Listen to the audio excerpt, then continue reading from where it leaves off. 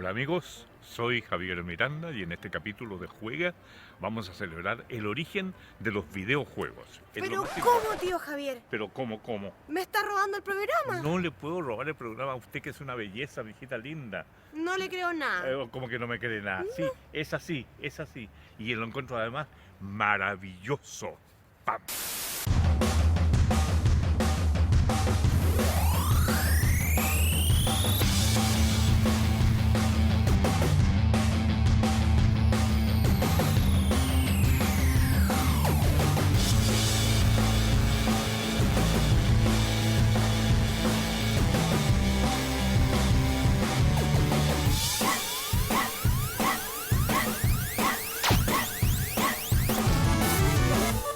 Juega.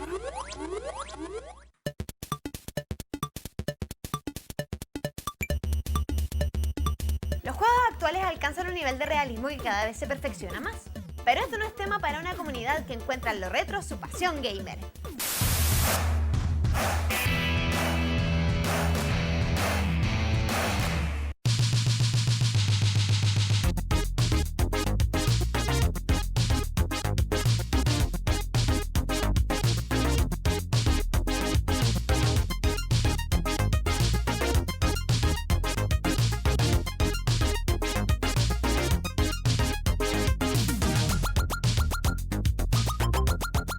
Bueno, estoy aquí con los chicos de Retronia. Cuéntenme, ¿qué es esta comunidad? Retronia nace como una comunidad de gente joven y no tan joven, los cuales todos tenemos trabajos, pero a todos nos une el amor por los videojuegos retro. ¿Y cómo formaron este grupo? El grupo en rigor no se forma, simplemente éramos gente que ya nos conocíamos de otras comunidades, amigos en rigor, que necesitábamos un espacio donde conversar de computadores antiguos, consolas antiguos, juegos. Por eso fundamos el sitio. En la web hay mucha comunicación, pero también es rico ver las caras, saber quién está detrás. Y donde además viendo, oye, yo tengo este computador, ¿en serio? Déjame. ¿Cuándo lo mostré? Hagamos una junta, exhibámoslo. Yo traigo a mi hijo, Víctor trae a sus hijos. Ellos también son fanáticos de los juegos de los 80, pues son juegos bonitos, didácticos, no tanto sangriento 3D y cosas así. Aquí sí que estoy en la prehistoria de los videojuegos. Yo de Atari en realidad poco cacho, pero explíquenme, ¿qué tengo acá? Acá tenemos lo que era tendencia en Atari en la década de los 80. Tenemos la consola de juegos Atari 2600 y los computadores Atari. Ya, la 2600 sí la conocía, pero eso no lo había visto nunca. Lo que tenemos acá son los computadores, la línea de computación para el hogar. Inicialmente se vendió, era la pomada para las finanzas familiares, para la educación, pero todos sabemos que los juegos es lo que la lleva y derivó a eso. Los primeros computadores de la línea Atari que salieron fueron estos dos, el Atari 800 y el 400, que era la versión un poco más económica, con menos memoria y todo eso. Estamos hablando de apenas 48 kilos de RAM, ¿ya? Y 16 kilos en el caso del 400. La segunda serie es la línea XL. Estos ya tenían 64 kilos de RAM. ¿Y en qué formato venían los juegos de Atari? Originalmente cartucho y también en los cassettes. Los 2600 era una versión mucho más accesible para quienes no podían comprar los computadores Atari. Por tanto, nosotros también tenemos en cartucho los juegos. Aquí no existe lo que es cassette o disquetera. Y esto es muy difícil de encontrar ahora. Me imagino que los computadores deben ser como súper complicados, ¿no? Hoy en día hay dos formas de conseguir este tipo de artilugio. O bien en ferias libres, o bien comprando por internet, porque ya es muy poca la gente que tiene esto guardado, porque la gente ya se está dando cuenta del valor que tienen estas consolas actualmente. Y lo interesante que se está colocando la gente actualmente con el hecho de poder tener una pieza de historia que representa la consola. ¿Y cuáles son los juegos más exitosos de Atari? Los juegos más exitosos de los 2600, bueno, el que venía con la consola, que es el Combat. Luego un juego que todo el mundo conoce, que es el Space Invaders. Claro. Asteroides, que también es un juego que todo el mundo conoce.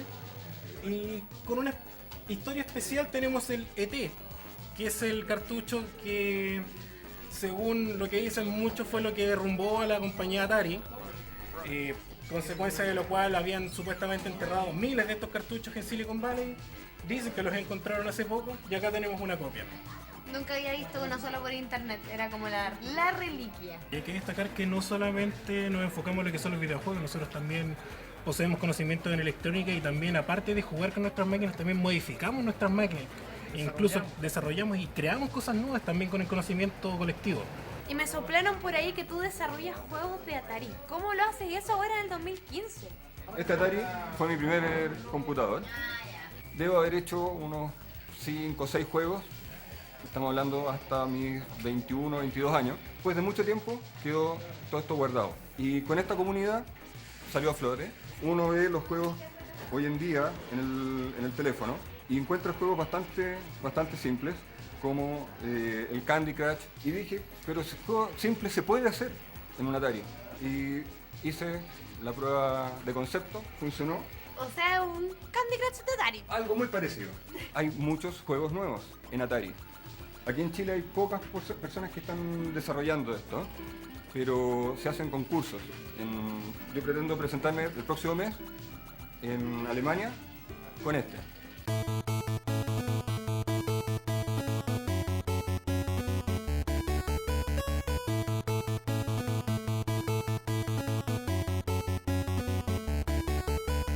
Una Sega Genesis y un Super Nintendo.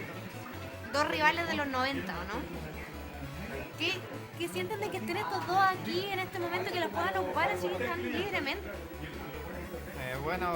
En su momento era prácticamente imposible tener las dos consolas y uno tenía que decidirse por una. Personalmente a mí siempre me agradó más la Sega Genesis por el tema de que fue mi primera consola y le tengo un cariño especial por eso. ¿Y cuál es tu juego favorito de Sega? El Sonic 2, mi juego favorito de la vida, el primero que conocí y hasta el día de hoy soy fanático de Sonic por lo mismo. ¿Y qué dice acá el amigo Nintendo? Yo estaba más que claro de que Sega, la Genesis, fue una consola más potente que la Super Nintendo. Pero como dice mi contraparte, faltaron juegos, bastantes juegos. ¿Y cuál es tu juego favorito del Super Nintendo? El que estoy jugando a este momento. ¿Mortal Kombat? Exacto. Simplemente crecí con él. Tenía 7 años y simplemente ver sangre pixeleada era un deleite para muchos. ¿Y cuál prefieres? ¿Prefieres este, por ejemplo, versus al Mortal Kombat 10 que salió ahora? Son cosas totalmente distintas, son enfoques distintos, gráficos distintos, todo distinto. Y si bien es del mismo creador, se perdió la magia hace bastante tiempo. ¿Y por qué sigues ocupando consolas antiguas cuando ya hay tantas consolas nuevas? La consola original da un sentimiento especial en cuanto a jugar el juego emulado o comprarla en una versión digital. Tiene ese algo que nos gusta a nosotros. Es la nostalgia de querer volver a ser niño otra vez, de querer volver a sentir experiencia y volver a patear terceros como antes. ¿Qué piensan ustedes de que cuando ustedes eran chicos y jugaban era como un hobby los videojuegos y ahora ya es una de las industrias más grandes del entretenimiento que existen en el mundo? Básicamente toda esta masificación y que hoy en día sea como una industria del entretenimiento también se lo debemos a internet. Básicamente eso es lo que antes no teníamos. Entonces, ¿qué hacíamos? Nos juntábamos, habían ciertos locales donde vendían videojuegos, había que juntar la plata para comprar videos. Hoy en día, en realidad, todo lo que es masificación de videojuegos está amarrado por el lado de internet. Esta masificación ha permitido que desarrollos locales terminan siendo conocidos internacionalmente, que era algo que no tenías en los tiempos de oro de estas consolas viejas que nosotros tenemos aquí en exhibición. Ahora tienes la posibilidad de que un chico, si desarrolla un juego entretenido, está en todo el mundo en 2 horas recaudando dinero y pudiendo desarrollar más cosas. ¿Qué les parece que ahora ya no es ser un bicho raro esto de ser gamer? Ahora ya es como bacán, por decirlo de alguna forma. Es que de hecho nosotros seguimos siendo bichos raros porque nosotros no somos gamers, somos retro gamers. Prácticamente toda la semana están entrando 1 o 2 personas y a todos se les trata por igual. Que lleguen 10 o 15 en un día, fantástico. Si entre ellos se conocen, mejor, todos bienvenidos. Aquí el que quiera retro jugar puede entrar.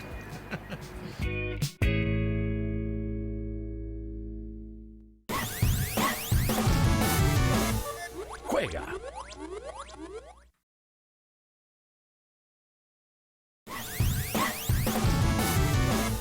Juega.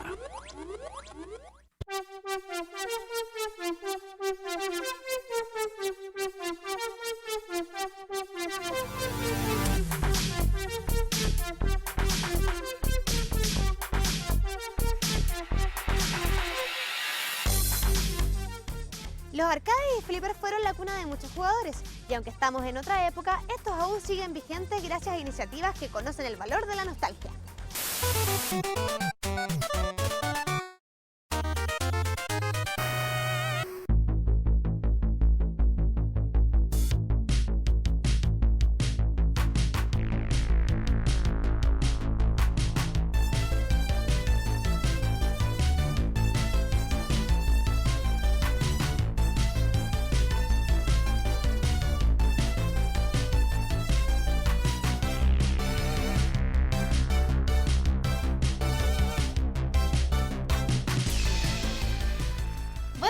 Manuel Farías, creador de Flippermanía.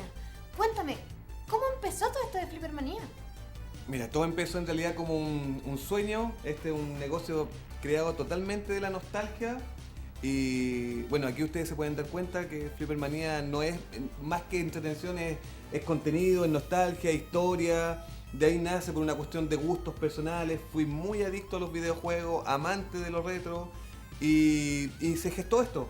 ¿Cómo se te ocurrió crear esta empresa? Yo soy técnico de parques de entretenciones, montamos varios parques con la empresa donde yo trabajaba, parques que quebraron, era una pena ver cómo quebraban parques emblemáticos y siempre estuvo como la idea de poder desarrollar una tendencia un poco más enfocada hacia los adultos. ¿Qué hacen aquí específicamente en Flippermanía? Mira, Flippermanía se dedica a restaurar, a recuperar todo lo que son los juegos clásicos, Flipper específicamente y video arcade clásicos, y lo dedicamos a arrendar, a llevar a todo tipo de actividades, todo tipo de manifestaciones masivas, eventos generales, cumpleaños, servicios básicos desde un Flipper a un video, y venta, crear salones de juego para casa, hotel, parcela. Y normalmente, ¿cómo hacen para restaurarlas? ¿Vienen muy maltratadas o no tanto? Mira, lo hemos encontrado con dos tendencias de máquinas. La que hemos encontrado aquí en Chile, que es una máquina muy maltratada, sobre todo las más clásicas, la de los 80, y la gran mayoría de las que están acá son máquinas traídas desde Estados Unidos, donde efectivamente hay una mantención mejor, los repuestos están más a la mano. ¿Sientes que volvió a nacer el interés por estos juegos tan antiguos, como para las generaciones nuevas? Y la gente lo ha tomado súper bien. Los niños, pucha, yo pensé que no lo iban a tomar, no lo iban a agarrar, pero se interesan, sobre todo los adolescentes, de la historia. Saben que todos los juegos de realidad virtual, los juegos más modernos, se le deben a un Space Invaders, se le deben a un Pac-Man, se le deben a esos pixeles que eran colores limitados, imágenes limitadas, pero saben que desde ahí nace todo y ha sido como muy bonito ver cómo la gente ha podido valorar este trabajo, valorar el producto del Flipper y el arcade antiguo. Y la gente que es más de la generación de todas estas cosas, ¿cómo reaccionan? ¿Cómo ves que se sienten cuando los ven? Como que hay un factor en común entre el papá el papá es el que se atreve a decirle, hijo, mira, yo te quiero jugar una partida de arcade o quiero jugar una partida de Flipper, y se genera ese vínculo muy rico que el papá no es tan fome al poder entretenerse. O sea, mi papá también jugó, mi papá también se entretuvo, mi papá también tuvo una consola, no de las mismas calidades, pero se crea esa atmósfera que es lo que me da más satisfacción.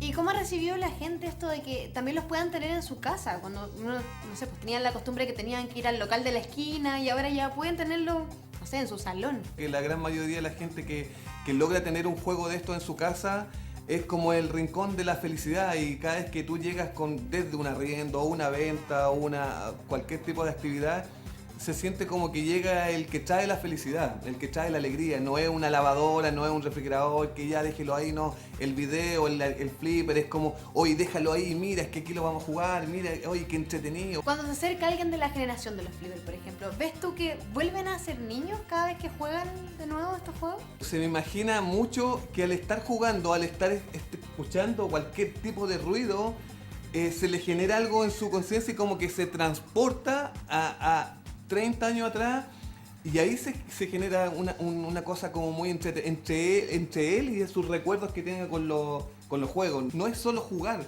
es recuerdos, muchos recuerdos se le vienen a su cabeza. ¿Y qué sientes tú entregándole esas sensaciones a la gente con tu empresa? El sentimiento que más se me viene a la mente es...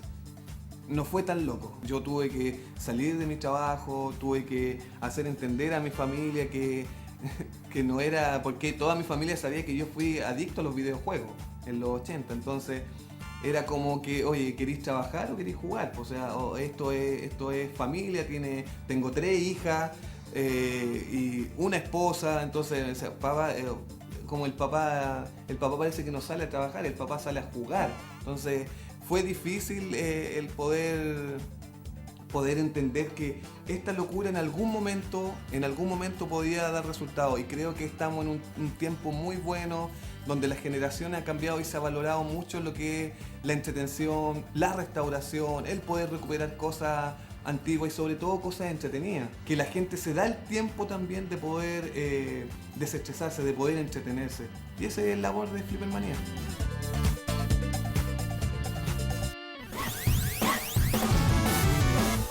Juega.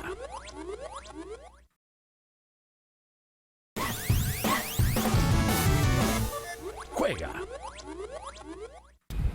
¿Qué tal, amigas y amigos? Mi nombre es Mr. Afro y soy la máquina del tiempo. Esto es para Juega de Canal 13C y vamos a comenzar en el año 1970 y vamos a viajar al año 2015. Esto es Capítulo Retro.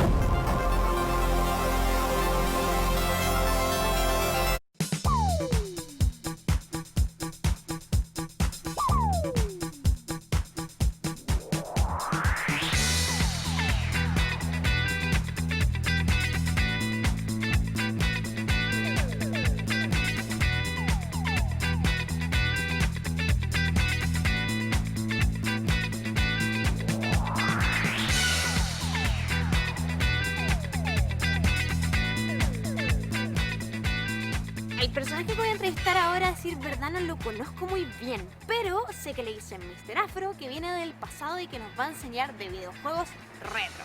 Veamos qué pasa. ¡Oh! ¡Pero llegó! Hey, how you doing? Bien, estoy aquí esperándolo, pues.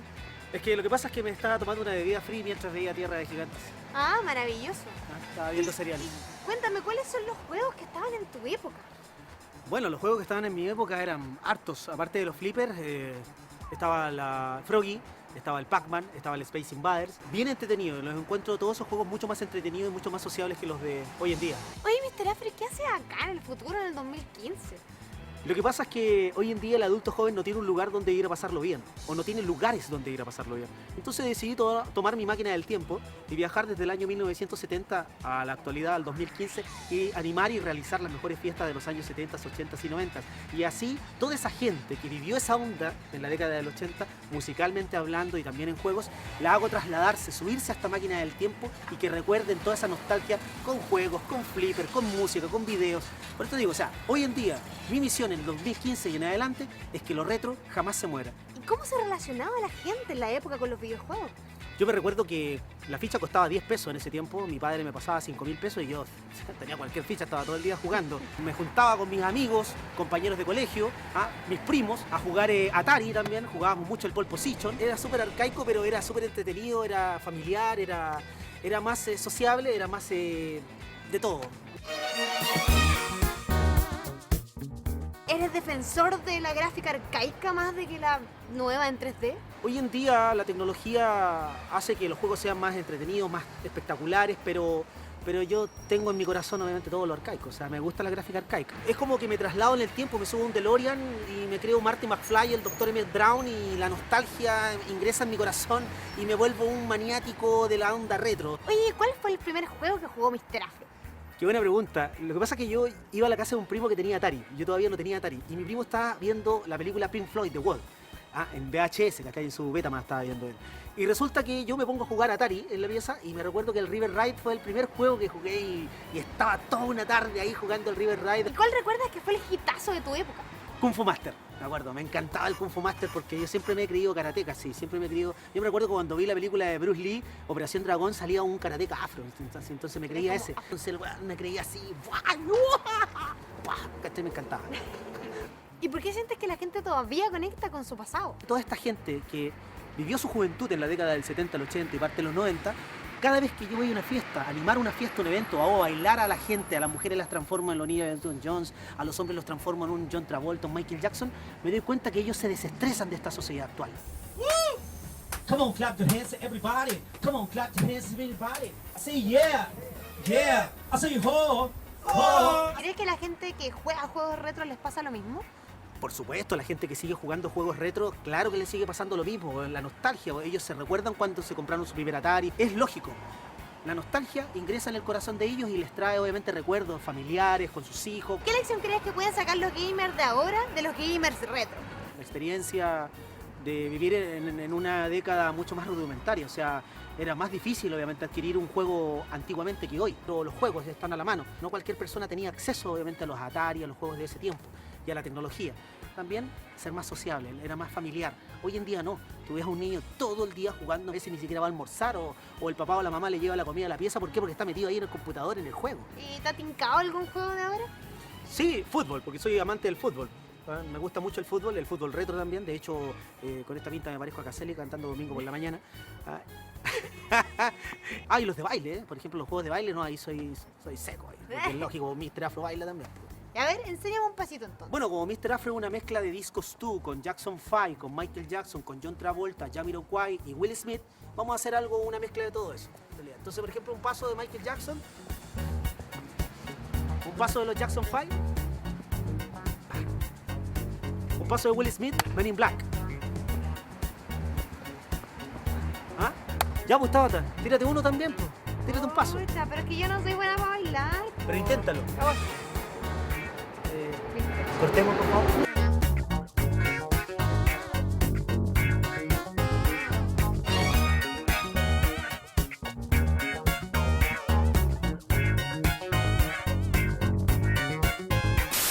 Lambda.